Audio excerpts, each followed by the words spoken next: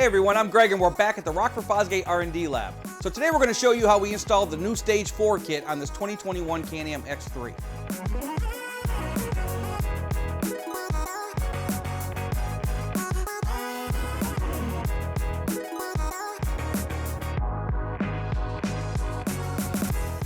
On our X3, we went ahead and removed the roof and strapped the doors open so we could move our cameras easily in and out of the vehicle.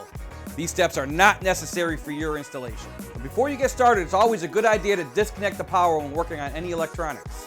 The battery compartment is located on the back firewall behind the seat on the passenger side. For stages 1, this is the only seat that will need to be removed.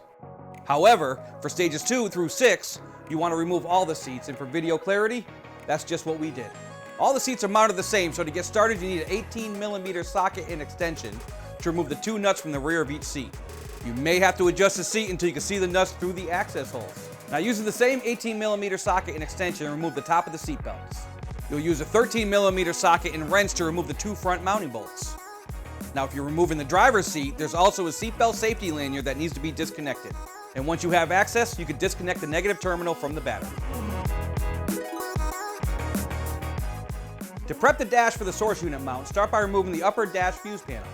Then use an 1/8" drill bit and pre-drill the 2 holes using the dimples in the dash as markers.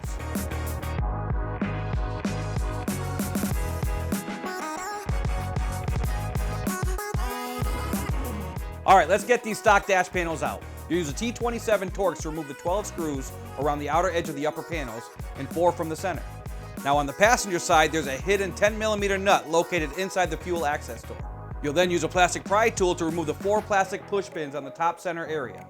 And there's a 5th pin located behind the ignition hidden under the panel.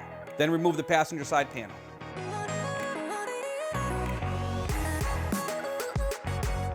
To remove your driver's side panel, lift up and disconnect the headlight switch along with any other accessories and detach the cable sticks.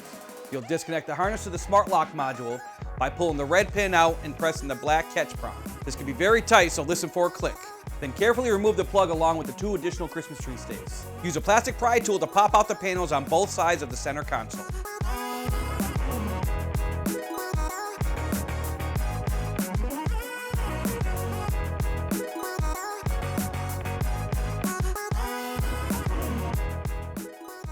This bezel and dash mount are designed to give you that clean OEM finish.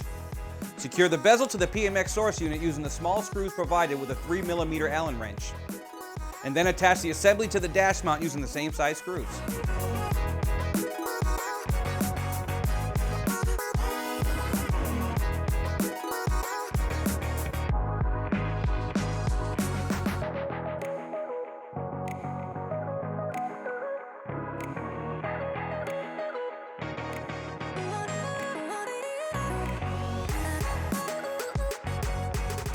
Now we'll transfer our Smart-Lok module from the factory panel to the new speaker panel.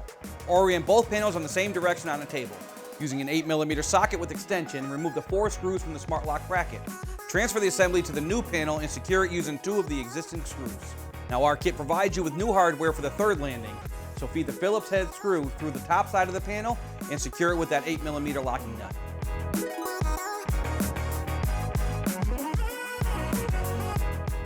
Your next step would be to transfer any electrical switches to the new panel.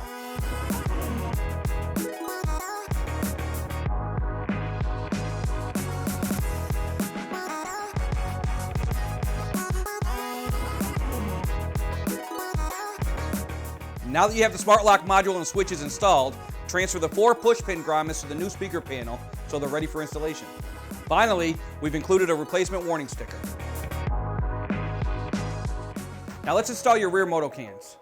The rear cables are designated for the right and left. The red dot is the right or passenger side. So we're going to route the harness from behind the steering column into the center console and feed the cables along the passenger side and access port through the rear firewall. When you exit the rear, make sure we stay away from any hot engine components and suspension.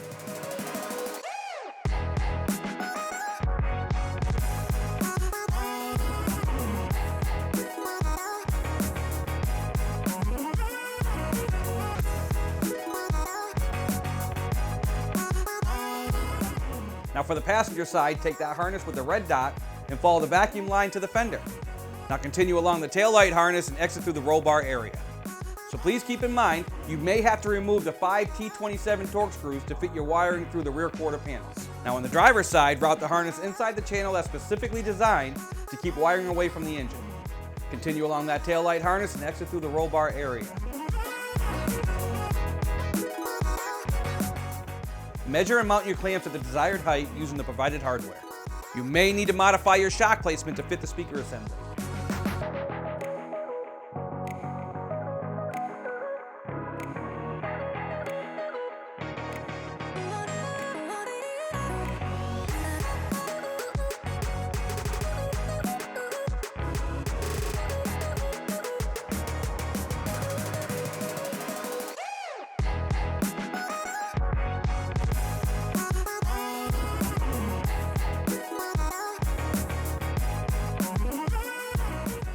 It's time to attach your Moto-Cans. Slide the can enclosure onto the bracket and tighten the bolt down using the provided security Torx, and attach your safety retaining door.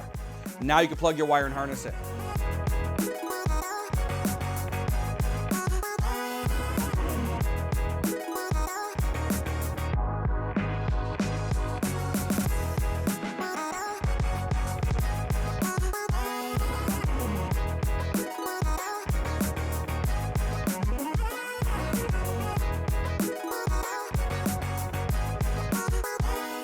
Alright, now that we're done with that, we're going to route our front speaker wires. Use the front left for the driver's side and the front right for the passenger side, making sure your waterproof connectors reside in the center dash. Now route your power harness from behind the steering column into the center console. Feed the cables along the passenger side to the battery compartment. Run your subwoofer harness along with the power harness, going from behind the steering column into the center console, and feed the cables to their designated area. Alright, now you'll notice the subwoofer enclosure comes preloaded.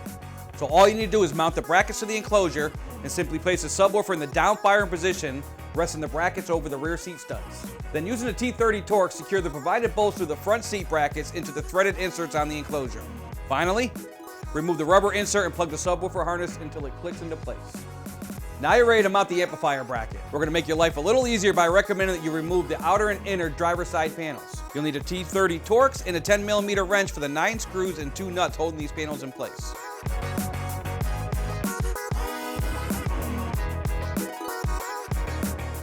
Position the 2 C-clamps toward the outside of the driver's cage and then secure the bracket over the top of the roll bar using the 8mm socket. Let's keep these loose for now because you need to install the nut over the existing screw that holds the outer panel during the reassembly process. Slide your amplifier into place. Start with the screws closest to the steering wheel. This will help you line up the other 2 that are harder to reach.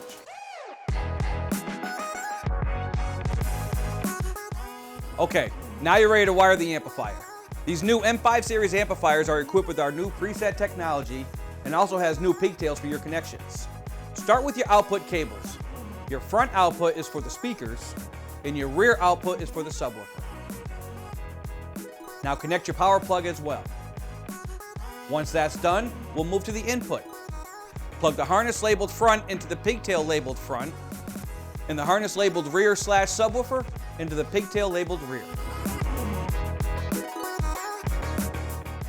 Now that you have your amplifier mounted and wired, you can reassemble your side panels. Be certain the lower tab on the bracket is seated over the panel screw on the front firewall and secure with the provided 10mm nut. Then go ahead and tighten down the C-clamps. Okay, now you can install your PMX harness. Feed the 12-pin Molex into the center dash area from the driver's side and connect the power wire to the plug located under the center dash. Once that's done, we'll run our RCA cables to the center dash for connection to the source unit. Now you connect the blue remote turn-on wire. Now, match your speaker locations to the proper cables and attach.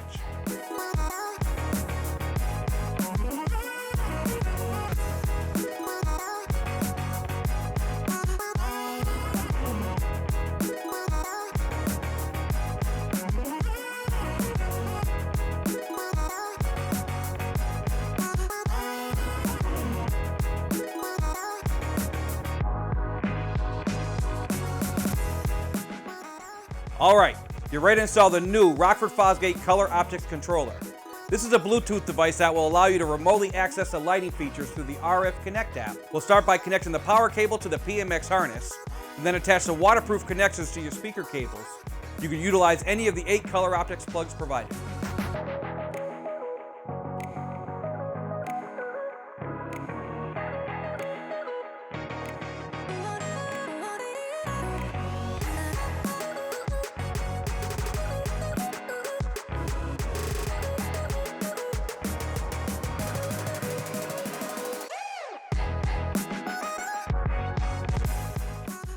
Now is a great time to go through and secure your wiring runs. Be sure you have proper clearances where needed and any loose slack is tied off. Okay, you're ready to install your new front speaker panels. Start with the driver's side and reattach the Smart-Lok harness, being sure to push in the red locking pin. Now reattach the headlight and any other accessory switches that you have. Now move over to the passenger side and seat the panel back into its original location.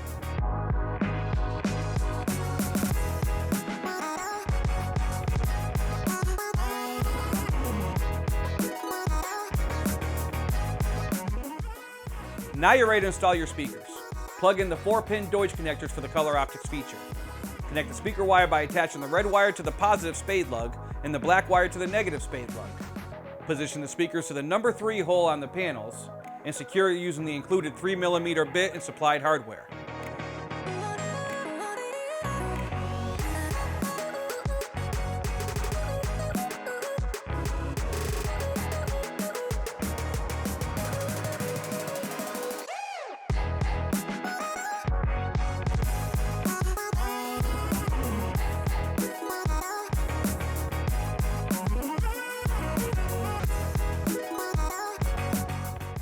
Now let's install your new dash assembly. Attach the included antenna, the white 12-pin connector, and the RCA cables from your amplifier harness. You can also make any additional connections with Rockford Fosgate accessories like the USB port, your aux-in, or additional remotes. Now using the T25 Torx driver, you'll secure the dash assembly to the Can-Am using the larger provided screws.